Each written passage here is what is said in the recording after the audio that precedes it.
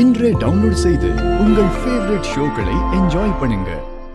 இப்படியே பேசிக்கிட்டு இருந்தீங்கன்னா என்ன அர்த்தம்? சாமுண்டீஸ்வரமா எந்த தப்பு செய்யலன்னு சொல்றாங்க, ஆனா சந்தர்ப்ப சூழ்நிலை ஆதாரம் அவங்களுக்கு எதிரா இருக்கு. அதுக்கு என்ன பண்றது இப்போ? இந்த பாருங்க, ஏற்கனவே இந்த மாதிரி சாமி நகைங்க காணாம போனப்ப வெறுமனை போலீஸ்ல பிடிச்சு கொடுத்தீங்கல்ல, அதே மாதிரி இந்த அம்மா மேலையும் போலீஸ்ல கம்ப்ளைண்ட் பண்ணுங்க. போலீஸ் விசாரிக்கிற விதத்துல விசாரிச்சா உண்மை வெளியே வரப்போகுது.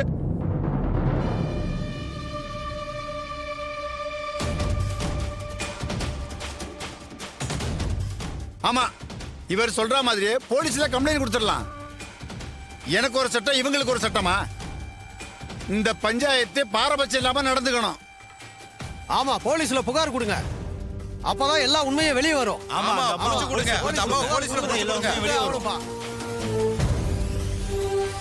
சரி, நீங்க எல்லாரும் சொல்றதுனால போலீஸ்ல கம்ப்ளைண்ட் கொடுத்துருவோம்.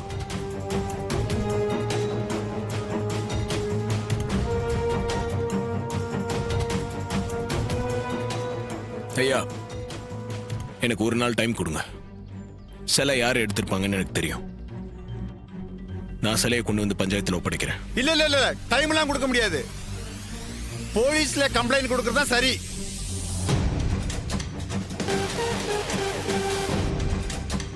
இந்த தம்பி போலீஸுக்கு போக வேணாம், ஒரு நாள் டைம் கொடுங்கன்னு கேக்குது. அதுக்கு என்ன செய்யலாம்? ஐயா, நான் ஒரு யோசனை சொல்லட்டுங்களா? சொல்லுப்பா, என்ன யோசனை? 35 வருஷத்துக்கு முன்னாடி இதே மாதிரி தான் சாமி சிலை ஒண்ணு காணாம போச்சு. ஒருத்தர் மேல சந்தேகப்பட்டு விசாரிச்சு பார்த்தா சிலை எடுக்கலன்னு சொன்னாரு. அப்புறம் ஊர்க்காரங்க கோயிலுக்கு முன்னாடி ஒரு குழிய தோண்டி அதுல அவரை புதைச்சு, அவரு நிரபராதினா சாமி சிலை கிடைச்சிரும், அவரு உயிரோட வந்துருவாருன்னு சொல்லிதான் அவரை மண்ணுக்குள்ள புதைச்சாங்க. கொஞ்ச நேரத்துல சாமி சிலை கிடைச்சிருச்சு. அதுக்கப்புறம் குழிய தோண்டி பார்த்தா அவரு உயிரோட இருந்தாரு. அதனால அவரு திருடலன்னு நிரூபணம் ஆயிடுச்சு. அதே மாதிரி சாமுண்டீஸ்வரமா குழிக்குள்ள இறங்கி அவங்க நிரபராதின்னு நிரூபிக்கிட்டோம்.